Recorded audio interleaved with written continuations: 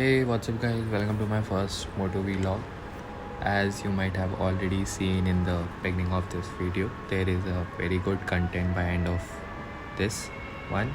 So just wait for it. तो मौसम बहुत अच्छा हो रहा था आज and pleasant weather will always urge you to go for a ride. So मैंने अपनी चाबी उठाई और मैं निकल गया. कुछ डिसाइड नहीं कर रखा था कि कहाँ जाना है, क्या करना है. बस बाइक उठाई और चल पड़े.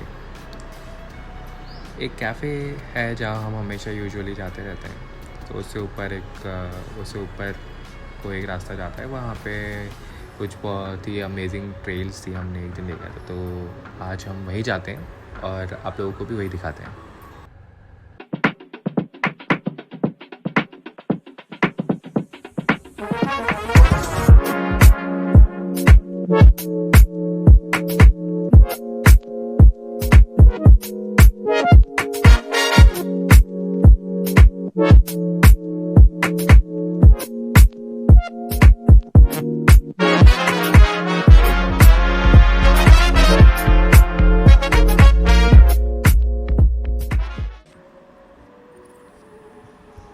And later I bumped into them while coming back from nowhere, जो आप लोगों ने अभी देखा.